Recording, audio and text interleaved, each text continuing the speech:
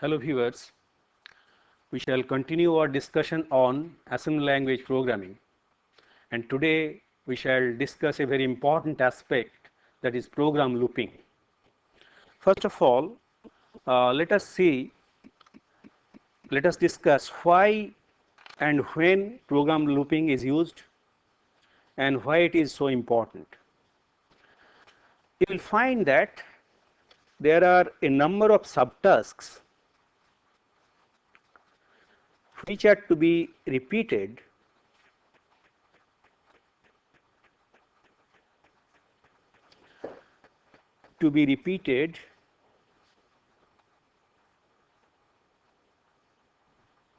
a number of times. Suppose you have a program where a particular subtask will appear 10 times. One possibility is that particular code implementing that subtask appear 10 times in that program. That will increase the size of the program. Of course, the execution time will be shorter in that. However, the size of the program will be longer, and as a result it will occupy larger memory, and so the memory space will be more, requirement will be more. So when this situation is encountered, then we use looping technique, so that the same operation, same task is executed a number of times in a loop. Second important requirement for program looping is, as you know, there are important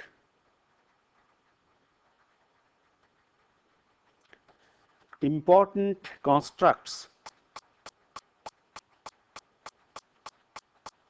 in structured programming. You are aware of them, and as you know, in structured programming you will find there are some important constructs which are commonly used, and the most common of them is do while and repeat until type of loop. So these two types of loops will appear in structured programming, and these two constructs are widely used. So as you can see here, in both the cases you are doing program looping. That means whenever you write structured program, there this program looping has to be used to implement do while and repeat until type of loops. So this is the second requirement for program looping. Third is, you will find there are some algorithms, some iterative algorithms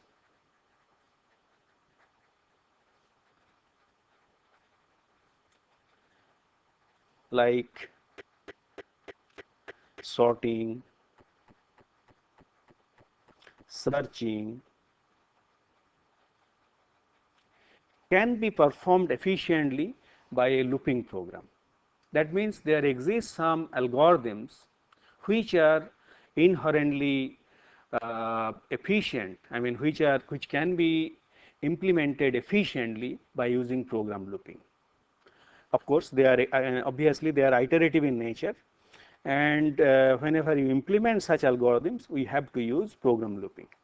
So these are the three main reasons why program looping is very important, and in this lecture we shall discuss various aspects for the implementation of program looping.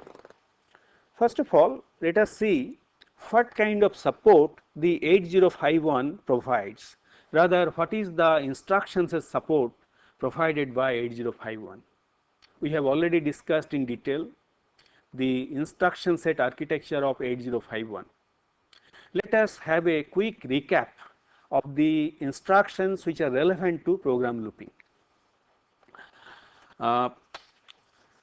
In program looping, we have to use particularly jump instructions, sometimes unconditional jumps or conditional jumps. And as you know, 8051 provides you both unconditional jumps with absolute short jumps, where you have to provide 11-bit address, This is useful when your when the program is within the uh, program memory, that means 4 kilobytes of program memory within the chip. On the other hand, long absolute jump can be used whenever your program memory is full address space, that is 64 bytes, and in that case 16-bit address is used as part of the instruction and jump takes place there. Apart from these two unconditional jumps, there is short jump by using relative addressing, and also unconditional jump by using that uh, base register plus index register indirect addressing, that is also used. Here as you can see, DPTR is used as the base register, accumulator is used as the index register, and indirect addressing is used in this case. So we see these 4 varieties of instructions which are available as unconditional jumps, which can be used in program looping. Apart from that, there are conditional jumps like JZ and NZ. So we find the various types of instructions which are relevant. Number 1 is unconditional jumps. Unconditional jumps, and which are available in a variety of addressing modes that we have discussed. Then comes the conditional jumps, and conditional jumps are also available in a variety of addressing modes. As you can see here, this is jump on 0 depending on the content of the accumulator. If it is 0, then it jumps takes place, which uses relative addressing, or jump not 0. This is the conditional jump instruction, but the most useful type of instructions are these two instructions, CJAny or DJNJ. CJAny stands for compare and jump if not equal. Compare and jump if not equal. So in this case, as you can see, you are performing the comparison operation and jump is taking place if not equal, and the abbreviation of this, the mnemonic of this instruction is CJAny, and this CJAny is available in several forms. You can compare the content of accumulator with the content of a memory location provided by relative addressing. Then the jump takes place based on relative addressing, or you can compare the content of accumulator with some immediate data, and after comparing, if they are not equal, then jumps take place to the relative addressing. So these, and also you can compare the content of a register with immediate data, and if they are not equal, jump takes place based on relative addressing. Similarly, you can compare the content of a memory location provided by indirect addressing using a register R0 or R1 with immediate data, and jump takes place by using relative addressing. And in all these cases, as you can see, the instruction size is 3 bytes and execution time is 2 machine cycles or 24 clock cycles. And the another very important instruction which is used in program looping, that is your decrement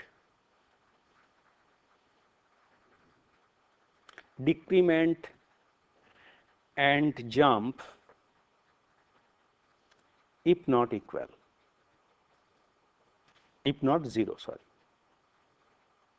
So the abbreviation or the mnemonic for this is DJNJ, and DJNJ is available by using two different types, where you can decrement the content of a register. It can be any one of the registers of the register bank, and by decrementing, if then after decrementation, if this value is 0, then not 0, then jumps takes place to the relative address, or you can provide the address of a memory location by using direct addressing. Content of that memory location is decremented, and jump takes place if that not 0 by using relative addressing. So these two instructions the first one requires 2 bytes and the second one requires 3 bytes. However, both requires 24 machine cycles, 2 machine cycles or 24 clock cycles for execution. And the advantage of these two instructions are that they are essentially 2 in 1. You are performing comparison and jump by using CJAny, or you are performing decrement and jump if not equal by the same instruction. So you can see the same instruction is used for decrementing, for comparing and also for jump operation. As a result, these two are very useful in implementing program loops, and as we shall see in our examples, these are widely used in implementing program looping. Apart from this, you will use a number of jumps based on bit test. As you know, the 8051 is has a rich instruction set for bit manipulation, and the jumps are also available. For example, jump if the carry flag bit is 1 set by using relative addressing, or if a jump takes place if a particular bit that is available in one of the bit addressable memory location or bit addressable registers, special function registers. If that bit is set, if that is equal, then jumps takes place. Or the same thing is available if it is not set, not set, if the carry flag bit is not equal to 1, if it is 0, then jump takes place using relative address, or if that particular bit is not set or equal to 0, then also takes place, jump takes place to the based on relative address. So these are very useful instructions, and this JBC is also very useful. Here jump takes place if a bit is set, then it clears it before jump taking place. So these instructions are also very useful in taking decisions in program looping. So we find that 8051 has provided a good support for implementing program looping, and let us see the basic structure of a looping programs before I take up some examples for implementing program looping. As you know, the general structure of a looping program will have four important components.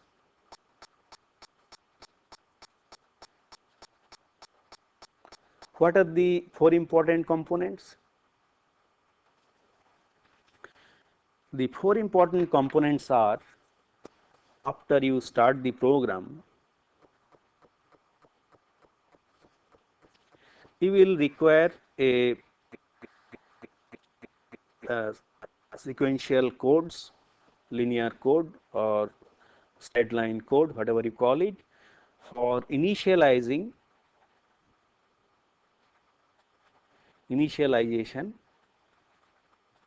of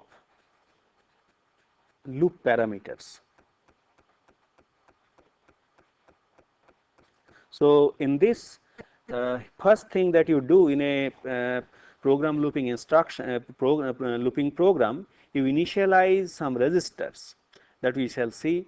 That registers can be count registers, or it can be a register which points to a memory pointer register. Both pointer register and count register has to be used, and that is also supported in a very strong way by 8051, as we have seen. In your 8051 instruction set, there exist increment and decrement instructions for all the registers. As a result, they can be used as counter. So here essentially you initialize loop parameters which are available in the form of, which are to be used in the form of counters. And after that, there will be another linear box, I mean a sequential set of instructions. These will be where you will perform the subtask to be performed. As I have told, you are using program looping so that a subtask can be performed in a repeated way, but the code appears only once. So, this is the code, straight line code for the subtask to be implemented, and that code appears in this box. And after that, after performing that, you have to use another straight line code to modify loop parameters. Modify loop parameters. Here we have initialized the loop parameters. Those parameters are to be modified after performing a subtask. So, each time the subtask is performed, the loop parameters are modified, then one decision box will appear, some condition will be satisfied. If that condition, some condition is not satisfied, then you go back to this point. That means you keep on performing that subtask, and if this condition is already satisfied, you come out of the loop and then you stop. So, this is the decision box, that is also very important in a looping program. So, you will find that in all the looping program, these 4 basic components will always appear: initialization of loop parameters, subtask to be performed, modify loop parameters, and then the decision box. And we shall see how these are really implemented. These 4 different boxes are implemented for different types of problems. We shall take up examples, several examples for that. First examples that we shall discuss is multi-byte unsigned addition. We have already seen that the 8051 allows you to perform 8-bit addition. Now, 8-bit unsigned addition. What we want is to add a number of bytes, and we want the result to be available. So, this multi-byte unsigned addition, you have to add a number of bytes. Here the problem specification is: write a program to find the sum of the values stored in RAM locations from 50H to 54. That means 5 bytes of data are to be added, and to get lower order byte result in accumulator and higher order byte in register 5. So, this is the problem specification. Let us write the program for this particular problem. So, first part, initialization of the loop parameter, that will come. So, move R1 50H. So, here we are initializing a pointer register with the value 50H where the data is stored. So, it initializes pointer register, and after that we have to initialize a counter register, move say R2 with value 5, because you have to add 5 bytes of data. So, this initializes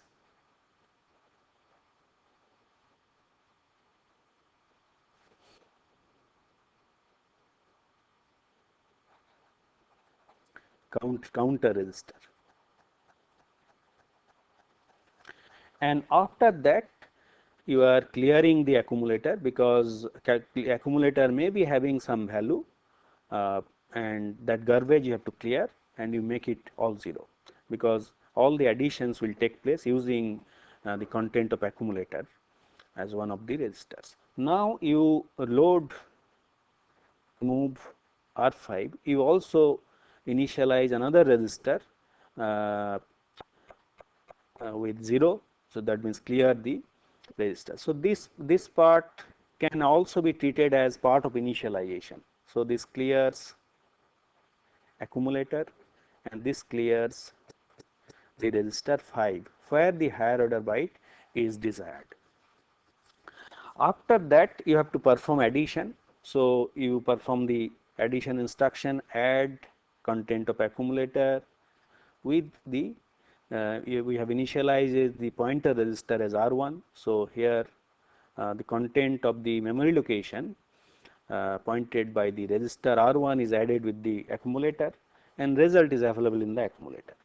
And by adding this by adding this to number, there may be a carry or may not be carry. So if there is a carry, if there is no carry, you go to next addition. Next addition can be performed. However, if there is no carry, then what you do, you increment R5, because that carry has occurred. That means one has to be added to the register 5 to get the higher order byte, and after that you have to perform those modification of the loop parameters. So here you are modifying, so it performs, this is where you are performing the subtask, performs addition, which is the subtask to be performed in this particular case. So increment, you have to increment R1 to point to the next memory location, and also you have to take decision here.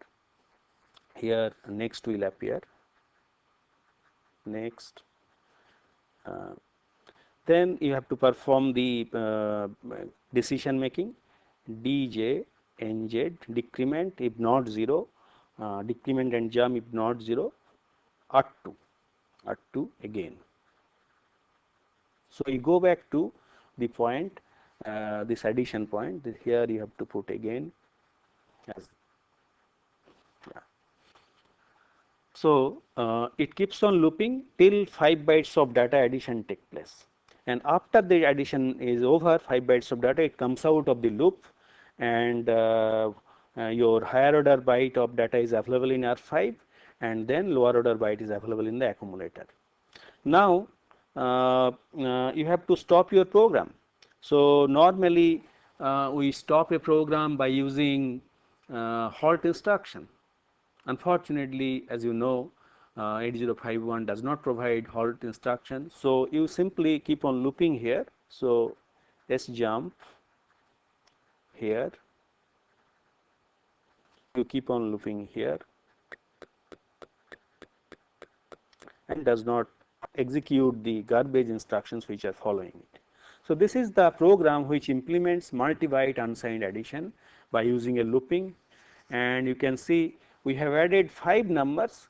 The instead of 5 numbers, the total numbers can be larger, and as long as the total number does not exist 255, you can use this program. That means here this instead of 5, it can be up to 255.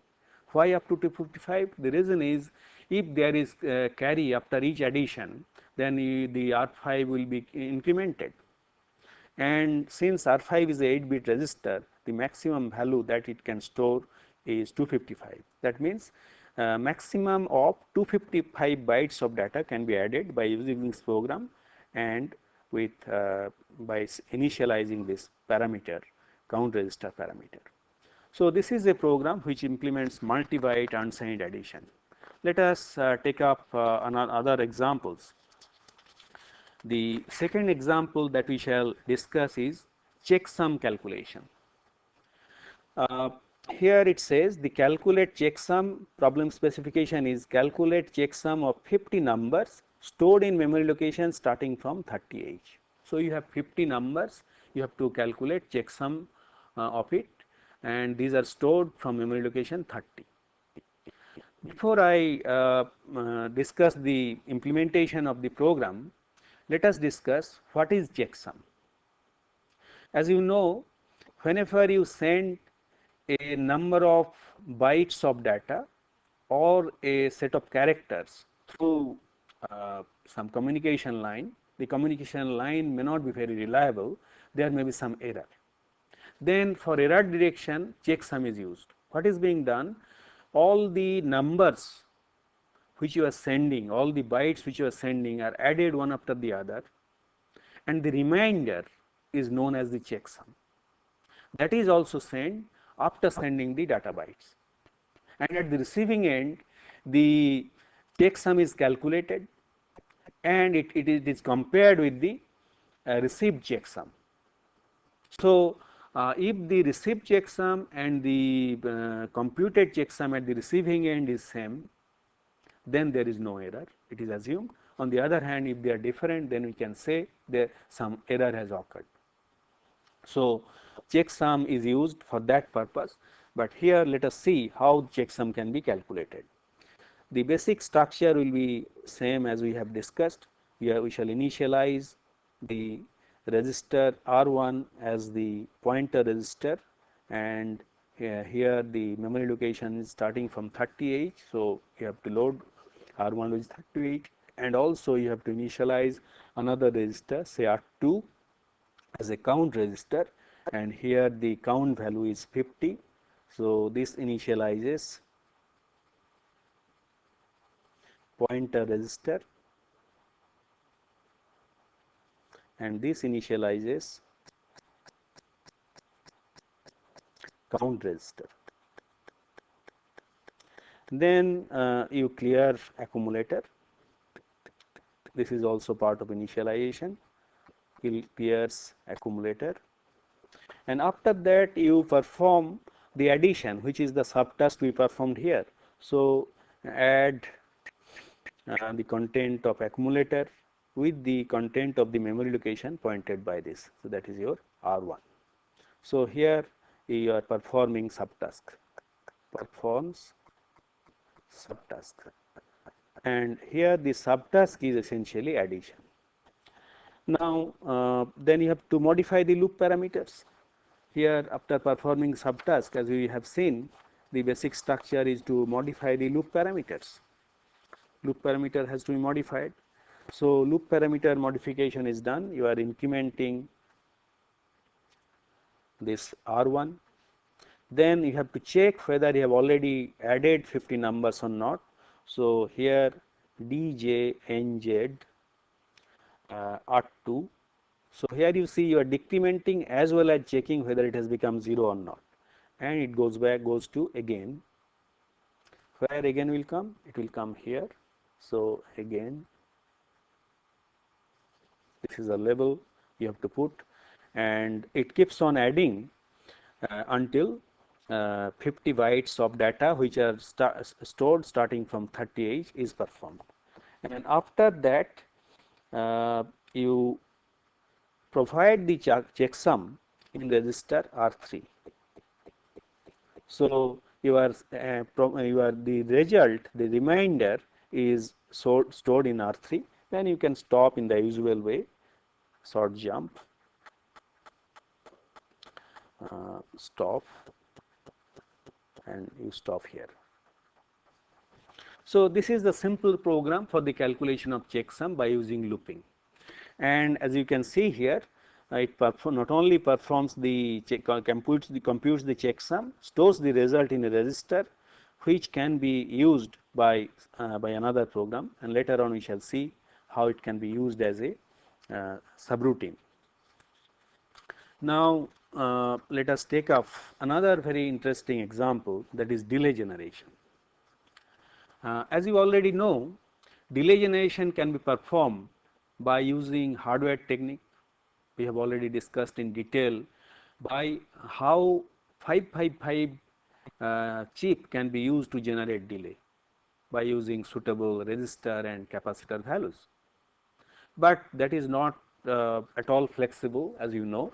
So, software means is commonly used to generate delay, and normally delay generation is implemented with the help of a resistor as a counter resistor.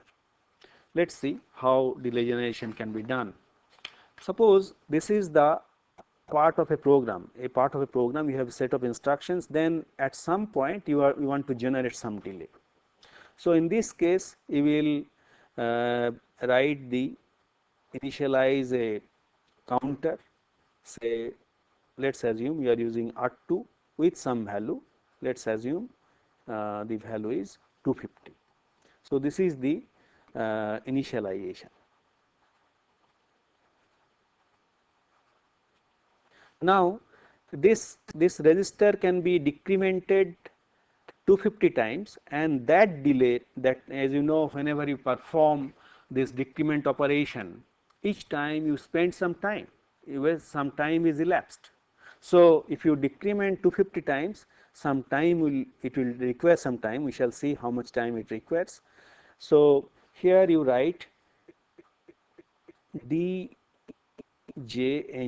decrement and jump, if not 0, and let it be, you jump here itself, jump R2 here, and here is this lesson. So in this part of the program, the time required will be the time of execution of this loop, and let us see how much time is required to execute this particular part of the program, looping program, which is essentially the delay that will take place from this point to this point. To do that, we have to know the clock frequency of the 8051 chip that is being used. As you know, we use a crystal, and in case of 8051, you know, you can use up to 12 megahertz of crystal, and the most important clock frequency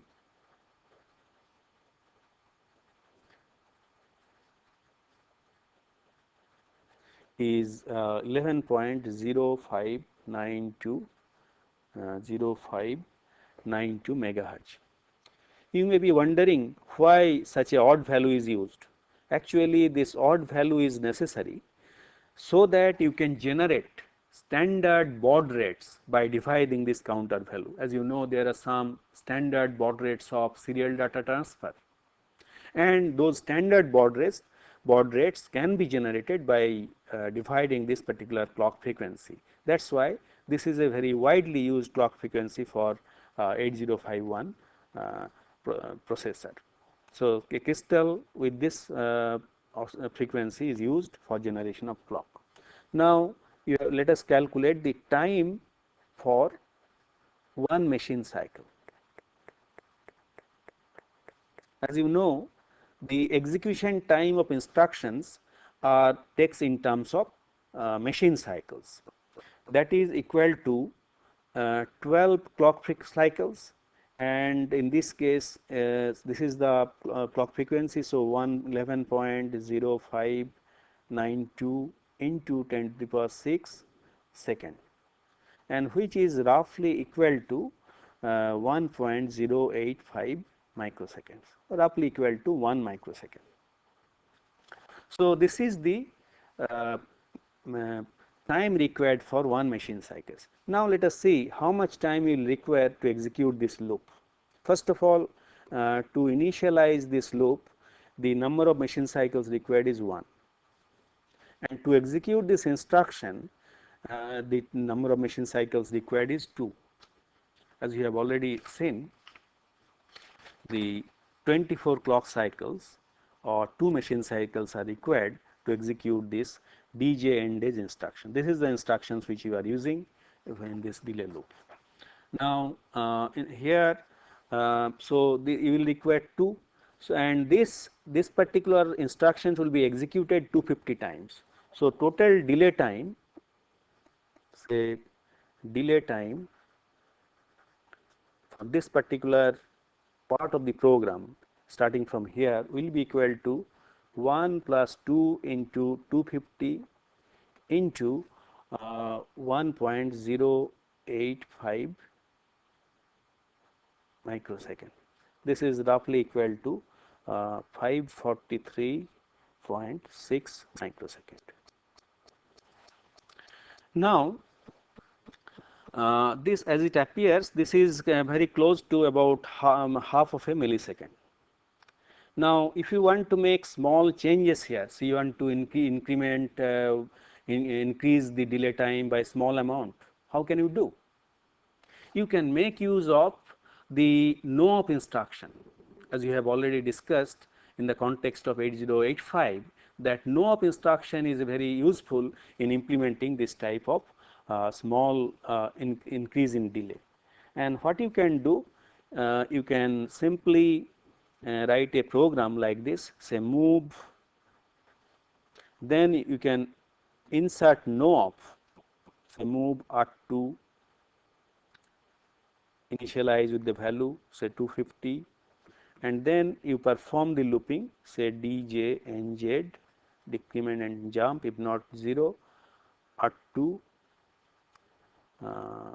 here, and here also it will be here. So, in this case only one machine cycle time is increased. That means, the total time of execution of this program will be this plus 1.085.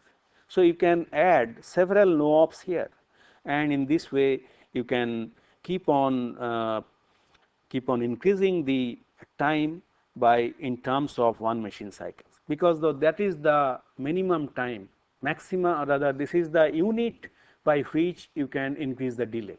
Lesser than that is not possible. Now, suppose you want to increase the delay by larger amount. In that case, you can modify it little bit in this manner. Say you okay, let me do it here. It is not a big program. Say move NOP, then DJNZ here, move R2, sorry, you have to write R2, then here, and then R2 you have to initialize with some value, say 250, and the looping can go from this location. So, in this particular case, what will happen, the delay time will be different. In this case, the delay time will be equal to 1 plus 2, this is in this loop, that means 3 into 250, this into 1.085 microsecond. So, in this case the larger increase in delay will take place, because you have added one particular instruction in the loop. So, here instead of 2 it will be 3 into 250.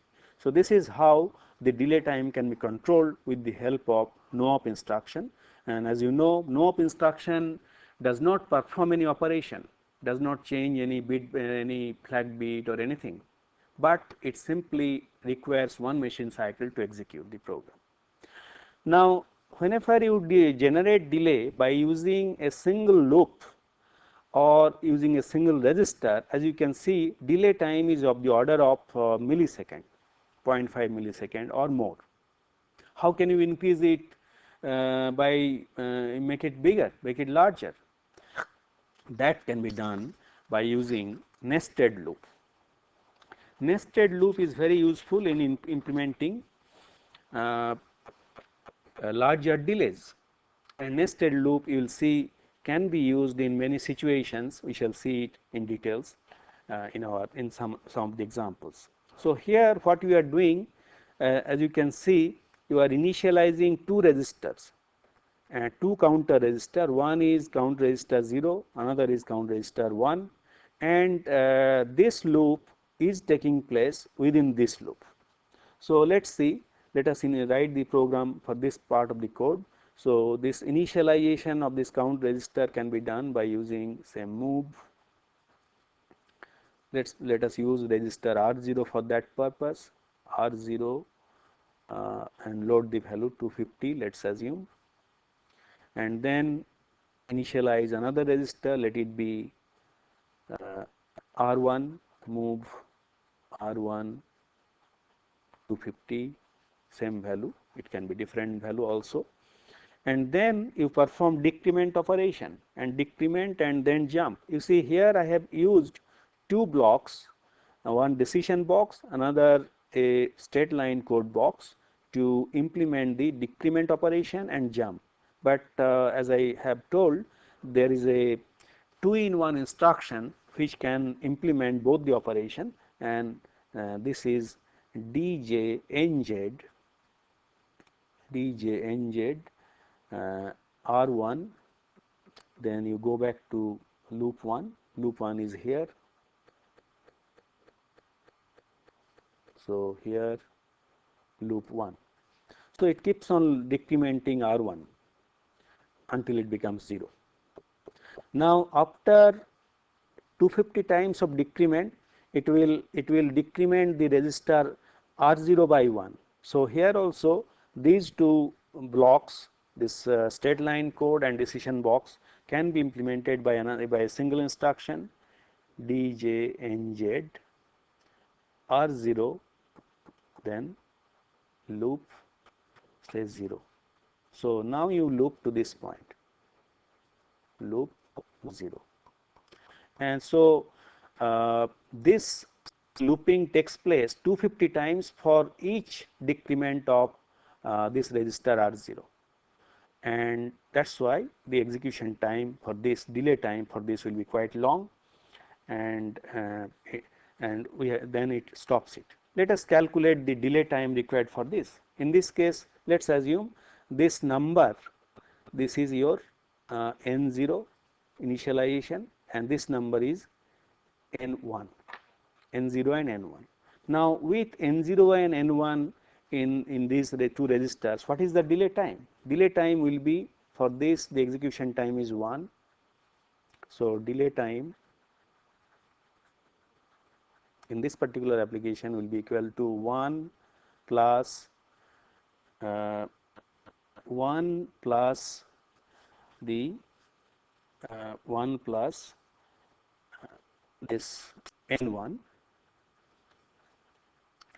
into N2, because N2 times this will continue, and for each of them you require here you will require 2 into N2, because you will require 2 instructions to do that, and whole thing here also you have to N2 into 2, because 2 instructions you require to perform this loop, and this has to be multiplied with 1.083.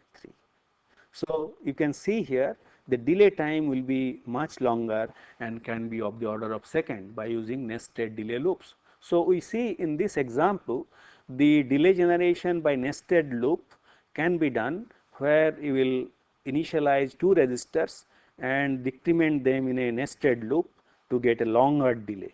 So, to get longer delay you can use a pair of registers and use them in a nested loop.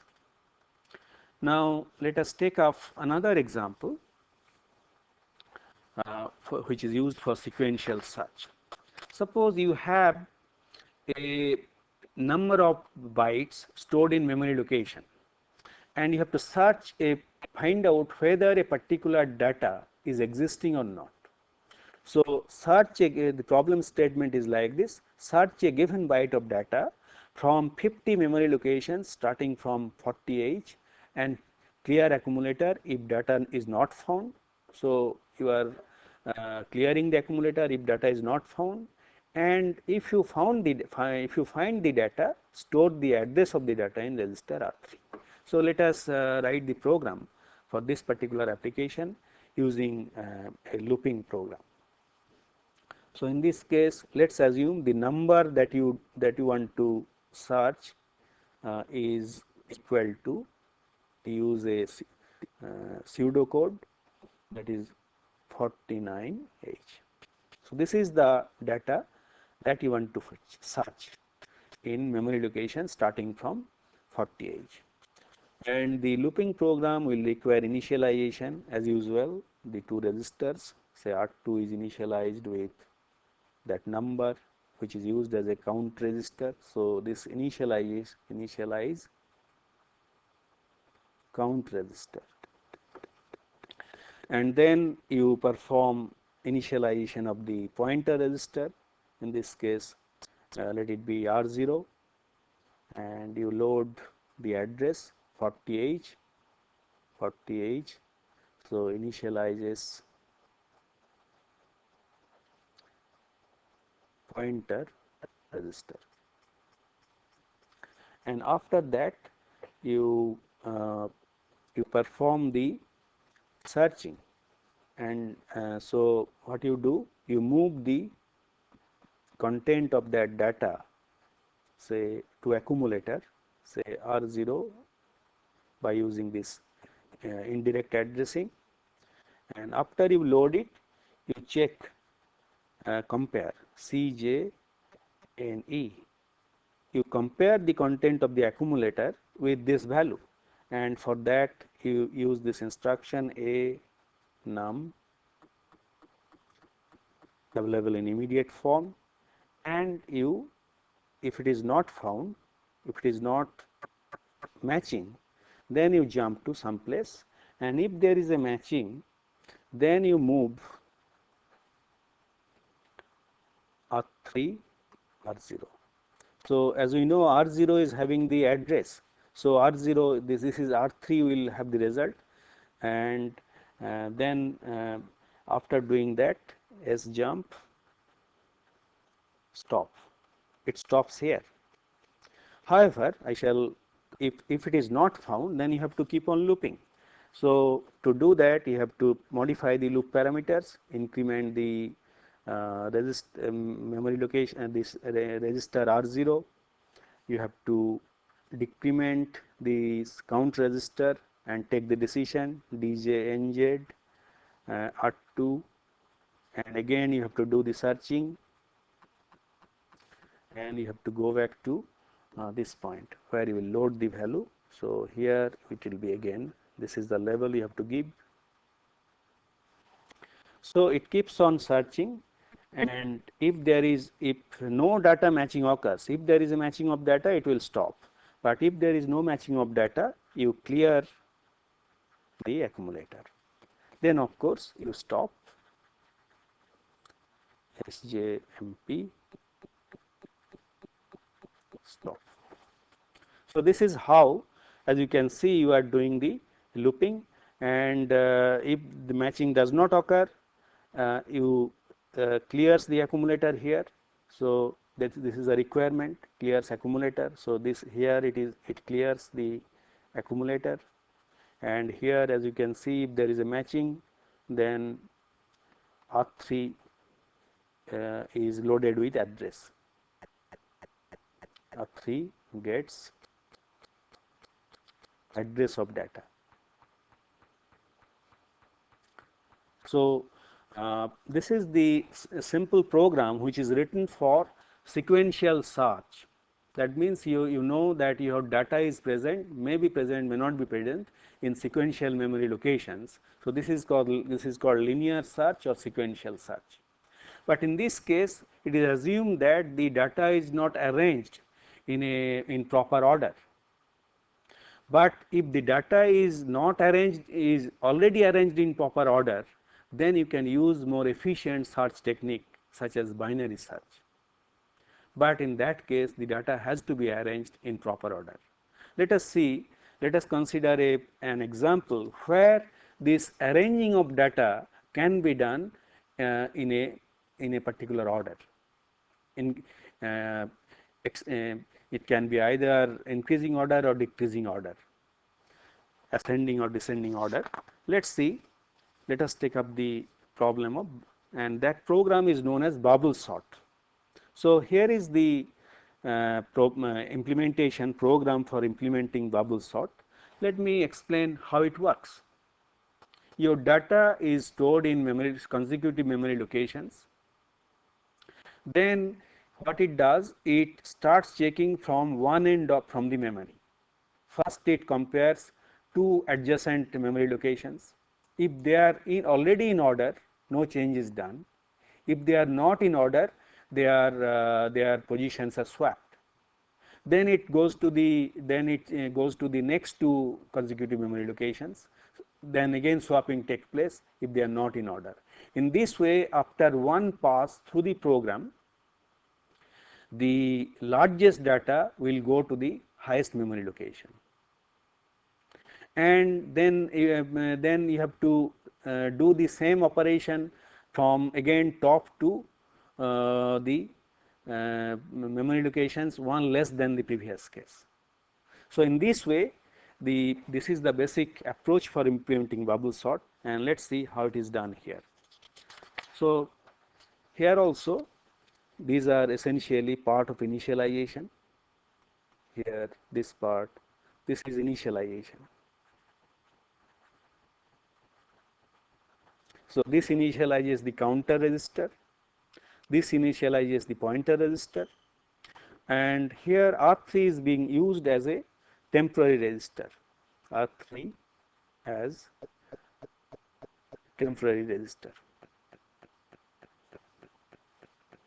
Now you are decrementing R3 and clearing the carry bit, then moving the data to accumulator, incrementing the register, and then you are comparing the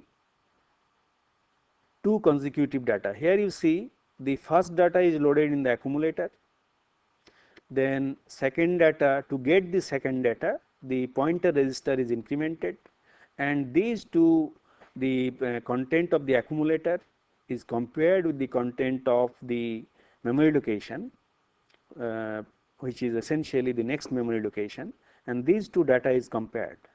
And after comparison, if there is a carry, that means if they are not in order, if there is carry, then you go, they are already in order. If there is a carry, then already in adder, because you are subtracting the content of the accumulator, you are subtracting from accumulator the content of the next location, higher location. So if there is carry, then they are already in adder, we jump to next. Next means you compare the next 2 bytes, and you check whether all the bytes have been checked or not, and then you go back here, then you perform the same operation. On the other hand, if they are not in order, as you can see here, if they are not in order, then it will not jump to this location, then you have to perform the exchange operation. So this part of the program does the exchange of data between two consecutive memory locations, and after doing that, again it keeps on performing the looping between two memory locations. So here also use, as you can see, nested loop, two nested loop, and after doing that it goes back, it decrements R2 and goes back to this point. So here also the nested looping is used to perform bubble sort. In the first pass, you will require n minus 1 comparisons, and after decrementing 1, in the next pass you will require n minus 2 comparisons. In the next pass you will require n minus 3 comparisons. In this way, at the end you will require 1 comparisons, and if you add up, this is equal to n into n minus 1 by 2. That means to perform this bubble sort operation, the total number of comparison of data that you are making is n into n minus 1 by 2. That is why it is assumed that the complexity of bubble sort is of the order of n square. So here in this program, as you have seen, the data is organized in ascending order. That means the lower order value is in the lowest memory location 40, next higher value will be in 41, next higher value will be in 42, and so on. And whenever the data is already arranged in this form, searching can be done more efficiently, and program, I mean that search algorithm like binary search can be used.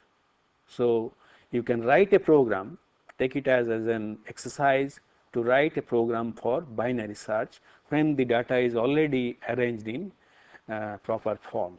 So this is the bubble sort. So we can conclude our discussion conclude our lecture by summarizing what we have discussed today. We have first of all discussed about the need for looping programs. We have after discussing the need for looping programs, we have discussed about the support provided by 8051 designer or built-in features of 8051 to implement this program looping, and we have seen that instruction set architecture is very powerful for the implementation of program looping. Then we have discussed the basic structure of program looping, and finally we have taken up a number of problems, 6 examples we have taken up, to illustrate program looping. And in the next lecture, we shall discuss about subroutines and interrupts. Thank you.